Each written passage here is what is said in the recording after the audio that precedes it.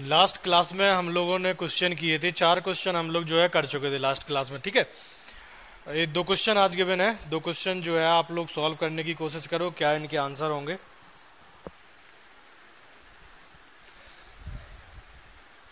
Video को आप लोग शेयर नहीं कर रहे हैं, ना ही लाइक कर रहे हैं, कमेंट भी नहीं करते हैं। ठीक है, मैथ की क्लासेस भी सर इतनी मेहनत कर रहे हैं डेली कंटिन्यूस। मेरी क्लासेस तो हालांकि बीच में स्टॉप रही है अभी, और रीजनिंग की क्लास भी थोड़ा सा डिले हो गई है, बट मैथ की क्लास डेली चल रही है। उसके बावजूद भी आप लोगों का उतना उतना अच्छा रिस्पांस नहीं आ रहा है। ठीक है, बट जिन लोगों का, जो लोग कुछ बच्चे हैं जो कंटिन्यू बने हुए हैं, उनके लिए तहे दिल से धन्यवाद उनके लिए। ठीक है, उनका ही मोटिवेशन, उनका ही सपोर्ट है जो हम लोगों को मोटिवेट करता है चीज़ें और बेहतर करने के लिए।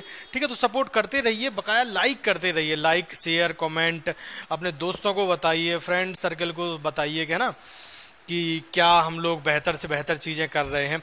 बकाया 2 क्वेश्चन देखिए जरा, क्या इनके आंसर होंगे। देखो, ये जो क्वेश्चंस की हमारी सीरीज चल रही है 3000 प्लस की, जो लगभग हम लोग कॉमन एरर्स के क्वेश्चन करेंगे, 3000 प्लस कॉमन एरर्स के जो हम लोग यहाँ पे क्वेश्चन करने वाले हैं, सारे सीजीएल के, अगर आप एमबी या करंट की कोई भी बुक फॉलो करते हैं तो ये पूरे प्रीवियस ईयर के क्वेश्चन है। ठीक है, इस प्रीवियस ईयर से होता क्या है, देखो, एक तो आपको आइडिया हो जाएगा कि क्वेश्चन, जो नए बच्चे हैं उन्हें एक आइडिया हो जाएगा कि किस तरीके से एग्जाम में क्वेश्चंस पूछे जा रहे हैं। बकाया प्रैक्टिस आपकी बहुत परफेक्ट हो जाएगी, प्रैक्टिस के लिए बहुत इंपॉर्टेंट है, आपके जो कॉन्सेप्ट हैं वो क्लियर हो जाएंगे। ठीक है, देखिए पहला क्वेश्चन हमारे पास गिवन है, 5th नंबर का क्वेश्चन है, आज का फर्स्ट क्वेश्चन है। On many occasions we did help the poor people by way of giving them food to eat and clothes to put on. ठीक है, देखो इसमें जो एरर है, पहले तो हम लोग बाद में डिस्कस करेंगे, वो चीजें डिस्कस करते हैं जहां पे बच्चों को प्रॉब्लम हो सकती है या डाउट आ सकते हैं। ठीक है, देखो मेरा सभी को पता ही है, मैं हर क्वेश्चन में फोकस करता हूं वर्ड टू वर्ड चीजें समझाने की।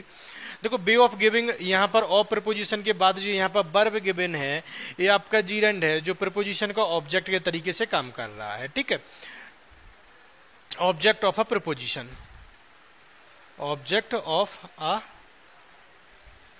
प्रीपोजिशन।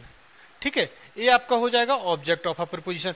और जब भी कभी जीरंड या इन्फिनेटिव आपके ऑब्जेक्ट बनते हैं तो वो अपने बाद, अगर वो ट्रांसिटिव वर्ब के ऑब्जेक्ट बन रहे हैं, जैसे कि ये गिविंग जो होता है, गिव जो होता है, गिव वर्ब जो होती है, देखो ये छोटी छोटी बातें हैं जो आपके लैंग्वेज के अंडरस्टैंडिंग में बहुत काम करेंगी। ठीक है, भले ही आप एग्जाम दे रहे हैं, नहीं दे रहे हैं, कहीं और भी अगर आप पढ़ते हैं तो अंडरस्टैंडिंग में बहुत काम करेंगी। ठीक है, गिव जो होती है वो आपकी होती है transitive verb, ditransitive verb होती है। हालांकि डाई ट्रांसिटिव अगर आपको समझ में नहीं आता है तो अभी फिलहाल इतना याद रखेंगे, ट्रांसिटिव होती है, ट्रांसिटिव वर्ब होती है जो अपने बाद कंपलसरी ऑब्जेक्ट लेते हैं, विदाउट ऑब्जेक्ट के आप उनका यूज नहीं कर सकते हैं।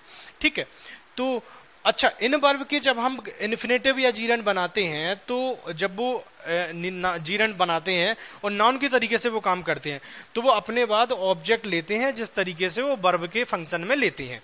ठीक है, तो यहाँ पर देखो गिविंग हो जाएगा जो आपका प्रपोजिशन का ऑब्जेक्ट हो जाएगा, और ये प्रपोजिशन का ऑब्जेक्ट है यहाँ पर, तो ये अपना जो गिविंग है वो अपना भी ऑब्जेक्ट लेगा, क्योंकि ये ट्रांसिटिव वर्ब है और ट्रांसिटिव वर्ब अपना ऑब्जेक्ट लेगी। तो ये बात याद रखनी है कि जीरंड जब भी कभी किसी भी ट्रांसिटिव वर्ब के जीरंड या इन्फिनेटिव बनाते हैं तो वो अपने बाद अपने खुद के ऑब्जेक्ट ले सकते हैं या लेते हैं।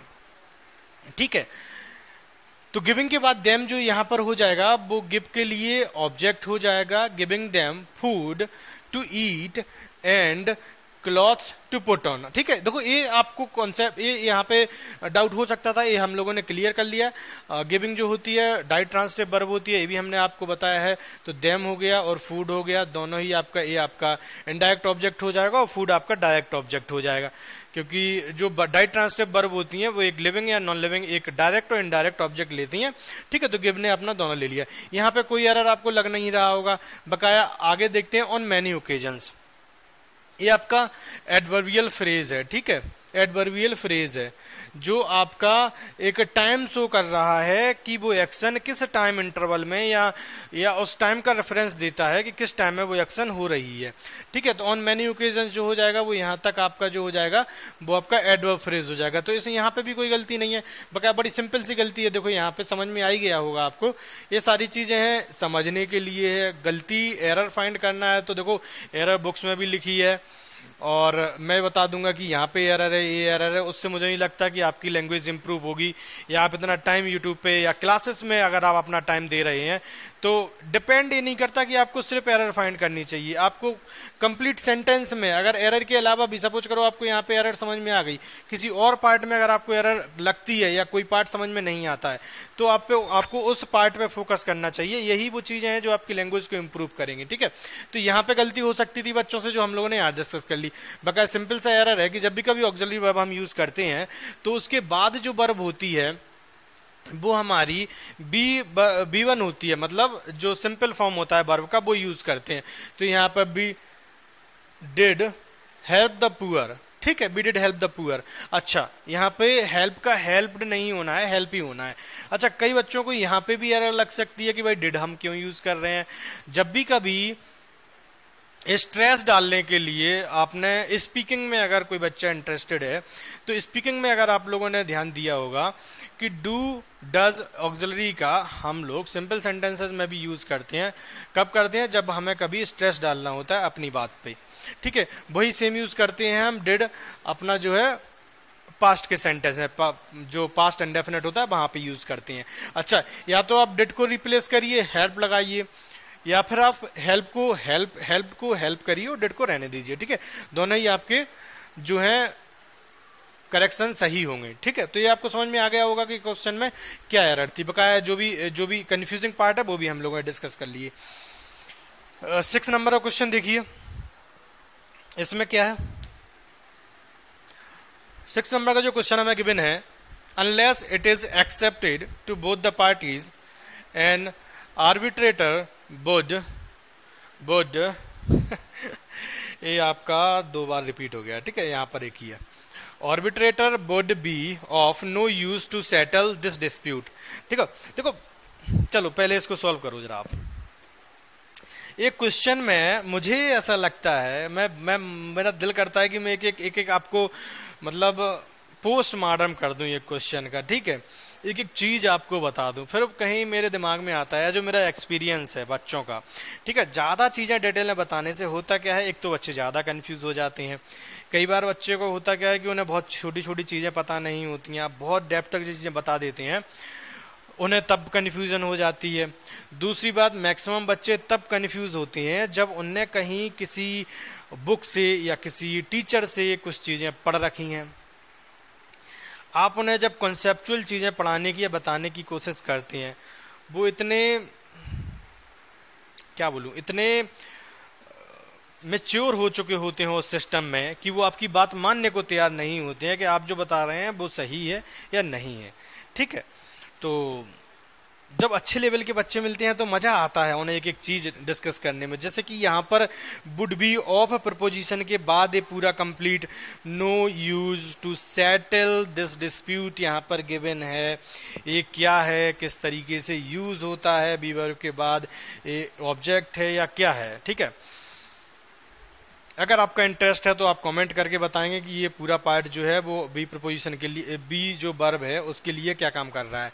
बकाया एरर फाइंड करो। पहले तो सिंपल है अपना टारगेट कि हमें एग्जाम क्रैक करना है, उसके लिए एरर हमें आनी चाहिए। डेप्थ में जाना है नहीं जाना है वो आपकी अपनी पर्सनल चॉइस है। ठीक है, क्वेश्चन हमारे पास गिवन है, unless it is accepted to both the parties and arbitrator would be of no use to settle this dispute.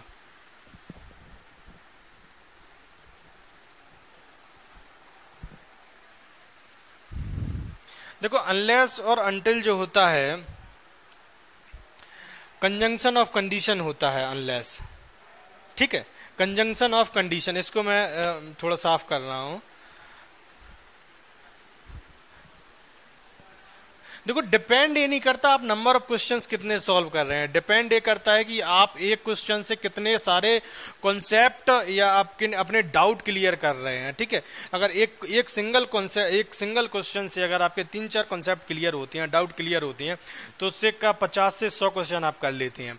बकाया आप सेम टाइप की किसी बुक को फॉलो करते हैं आप, मैं पर्टिकुलर बुक का नाम नहीं लूंगा, बट जो उनमें एरर गिवन होती हैं सेम टाइप की एरर्स होती हैं, बच्चे कर लेते हैं, उन्हें लगता है कि उन्होंने बहुत बढ़िया सीख लिया है और बहुत बढ़िया कर लिया है, बट जब पेपर में आते हैं तो हमें कंफ्यूजन होती है और वहाँ पे हमें चीज़ें बड़ी डिस्टर्ब करती हैं, क्लियर नहीं होती हैं, ठीक है।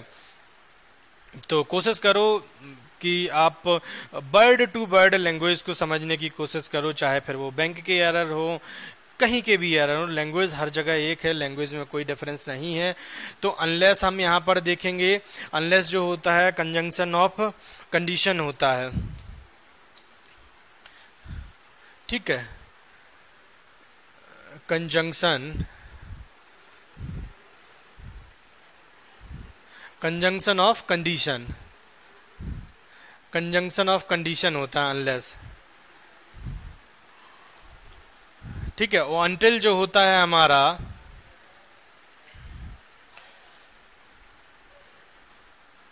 अनटिल जो होता है वो होता है हमारा कंजंक्शन ऑफ टाइम, ठीक है।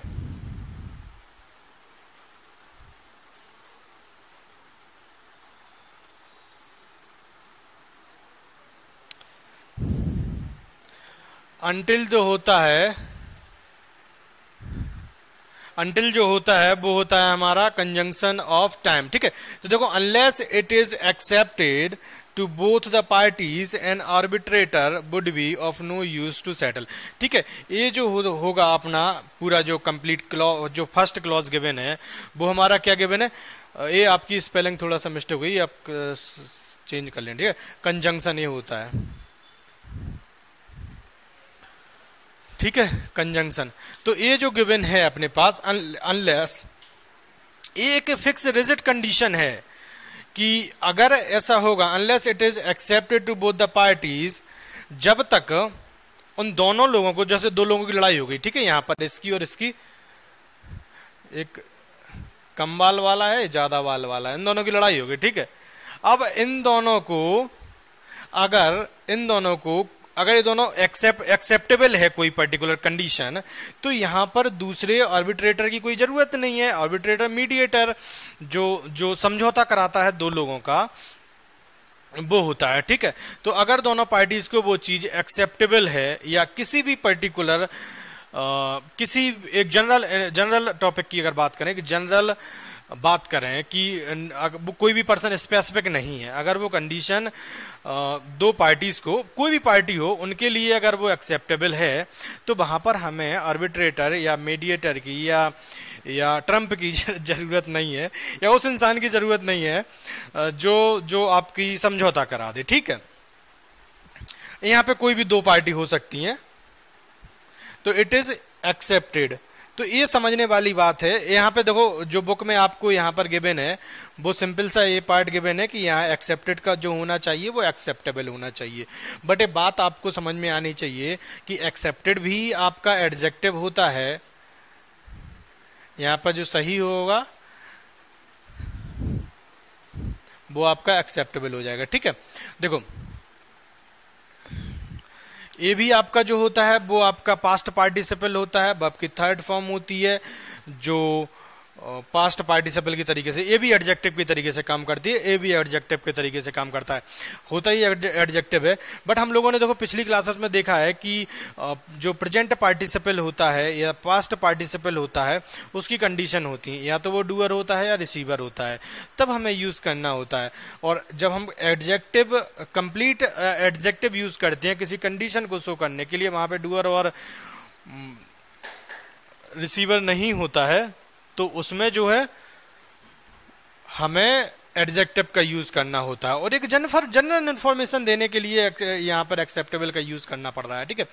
तो आपको समझ में आ गया। देखो ये बात मैं इसलिए ज्यादा समझाने की कोशिश कर रहा हूं क्योंकि बच्चों को यहाँ लग सकता है कि एक्सेप्टेड भी आपका सही हो सकता है, बट एक्सेप्टेड सही तब होगा जब हम एक बात कर रहे हो दो लोगों के लिए, ये पहले से उसने कंडीशन यहां बता दी है, unless it is acceptable to both the parties, अगर ये दोनों पार्टीज को एक्सेप्टेड है तो कोई यूज नहीं है यहाँ आर्बिट्रेटर का डिस्प्यूट को क्लियर करने के लिए।